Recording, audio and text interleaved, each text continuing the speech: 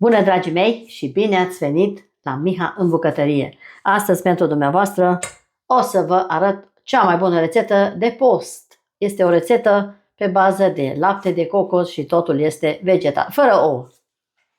Și pentru început vom avea nevoie de un aluat pe care la sfârșit îl vom lăsa să se odihnească. Dumneavoastră îmi spuneți de unde mă urmăriți, iar eu vă pup cu mare drag, oriunde v-ați afla și oricum v-ar chema. Pentru început fac aluatul. Și aici am 550 de grame de făină pe care voi pune într-un bol. O voi pune aici, nu pe toată, bineînțeles. Voi lăsa și la sfârșit să văd câtă intră.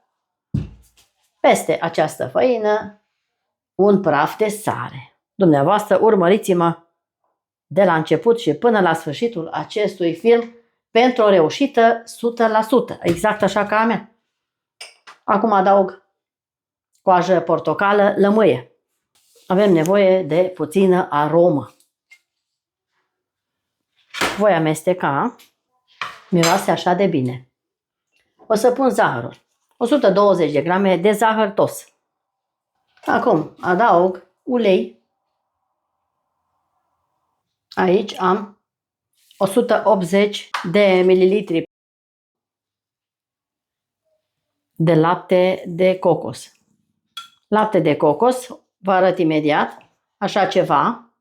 Deci avem nevoie la această rețetă de 1 kg 200 de lapte de cocos. Și pentru cremă și pentru foi. Pun laptele de cocos aici, în bol. O să amestec puțin. Am făcut o găurică în mijloc. Aici am nevoie de o linguriță de amoniac, unde voi pune o linguriță de oțet. Voi amesteca și voi turna peste făină. Amoniacul plus oțetul. Amestec puțin și încep să frământ imediat. Aici mai am 40 de ml de apă. Punem apă și încep să frământ. Deocamdată frământ așa, până fac un aluat omogen. A venit momentul să adaug o esență de vanilie și puțin câte puțin. Dacă mai trebuie, mai adaug câte un pic făină și voi frământa aluatul care vreau eu. Pentru întins foi. Avem nevoie de 4 foi. Dumneavoastră, până fac eu aluatul, puteți să vă abonați cine dorește rețete culinare cu Miha pe YouTube. Rețete una și una. Și cine mai dorește să intre în comunitatea miha.e pe Facebook, este invitatul meu să se înscrie. Este gratuit. Mulțumesc frumos pentru susținere. Și că vă plac rețetele mele atât de mult. Între 520 și 550 de făină va trebui să punem. O să pun aluatul pe masa de lucru cu un praf de făină și voi frământa puțin pe masă pentru a încorpora foarte bine toate ingredientele. Așa arată aluatul meu. Acum acest aluat o să-l împart în 2 bucăți. Încerc să-l împart cât de cât perfect. Întotdeauna facem nou. Acum, în această parte de aluat, o să pun puțină făină pe masă. Îl voi lăsa deoparte pentru scurt timp. Iar aici, în acest aluat, o să adaug o lingură de cacao și voi amesteca foarte bine cacao în aluat. Mai frământ și pe masă pentru a încorpora bine cacao cu aluatul. Aluatul meu cu cacao arată așa. Vedeți? Își revine înapoi când apăsăm pe el.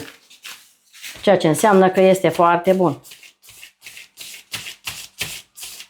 Acum îl voi pune înapoi în acest bol și îl voi da la rece pentru 30 de minute. După care revin imediat să fac și foile. Rămâneți la Miha în bucătărie. Pe curând!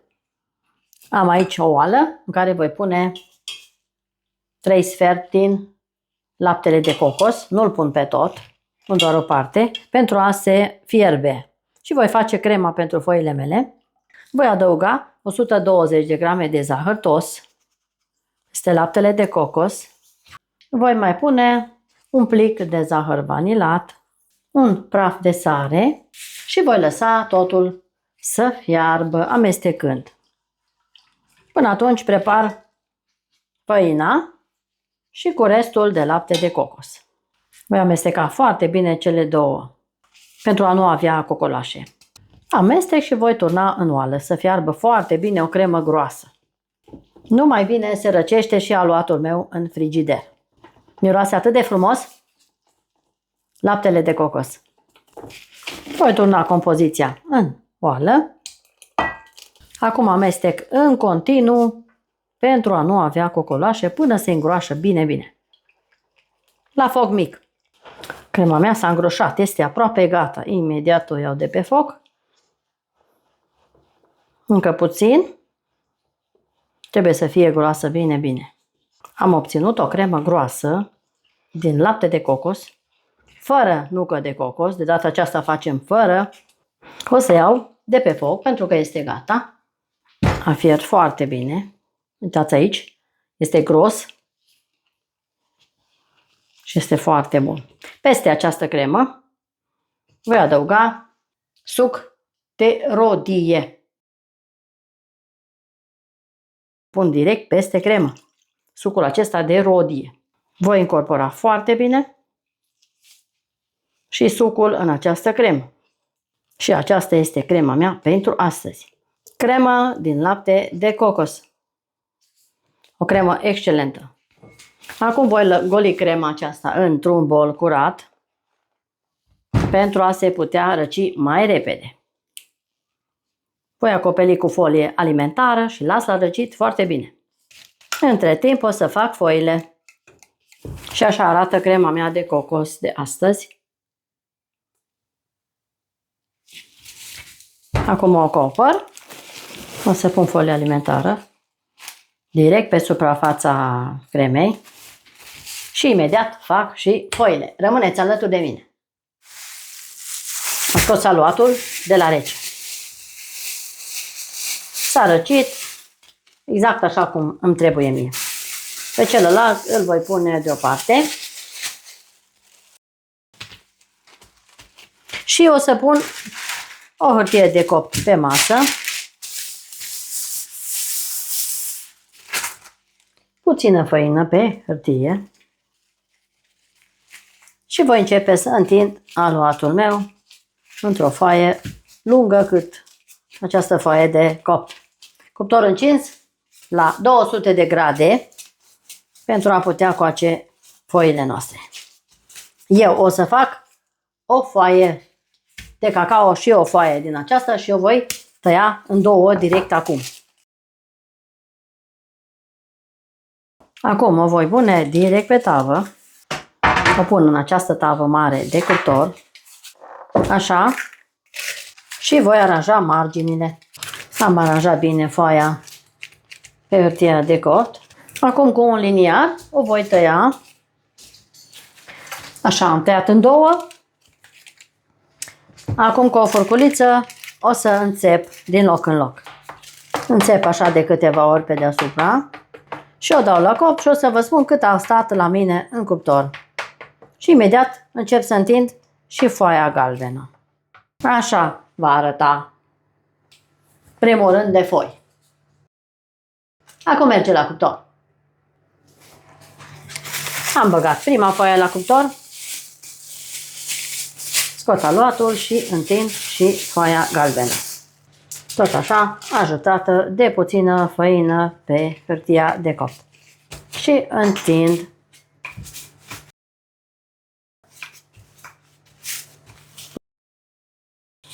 Același procedeu ca și la cealaltă. Am pus și foaia galbenă, pe care am tăiat-o din nou în două. Acum o bag și pe ea la cuptor. Celelalte au stat 10 minute la cuptor. Așa arată și cea galbenă. Acum o pun la cuptor și revin imediat. Dragi prieteni și prietene, acestea sunt foile mele de post. Așa arată cele 4 foi pe care ați văzut. Le-am tăiat în două pentru că am vrut să fac 4 foi. Dacă nu, faceți individual fiecare foaie. Faceți 4 foi. Uitați aici cât este de moale. Deci sunt extrem de bune, fără ouă, fără lapte, deci cu lapte vegetal. Lapte vegetal, nu cu lapte de vacă. Aici am 200 de grame de margarină cu 80 de grame de zahăr pudră. Amestec zahărul până omogenizez foarte bine amândouă componentele. Așa, la viteză mică. Am amestecat bine. Acum o să adaug din această cremă răcită. Adun puțin marginile. Dau jos folia și pun din crema mea peste margarină, puțin câte puțin, până omogenizez toată crema în margarină și o să iau așa câte o lingură și acum voi mixa. Așa fac până termin toată crema de încorporat în margarină. Crema mea este gata. S-a îngroșat și este foarte bună pentru aceste foi. O cremă groasă de post cu lapte de cocos. Ceva foarte, foarte bun. Încercați rețeta mea cu mare încredere. Acum pot să umplu și prăjitura. Prima dată am să pun o foaie de cacao pentru început. Este moale, foarte faină foaia, foarte bune aceste prăjituri de post. Și o să încerc să împart în trei această cremă. Repartizez pe toată suprafața. Mai pun încă puțin. Acum o să pun o foaie albă. Apăs foarte puțin și tot așa fac. Până umplu toate foile. Acum o să pun următoarea foaie de cacao. Apăs puțin și pun din nou cremă. Urmează ultima foaie galbenă. Am nivelat foarte bine. Acum deasupra o să pun nucă măcinată și nucă de cocos, ca și decor.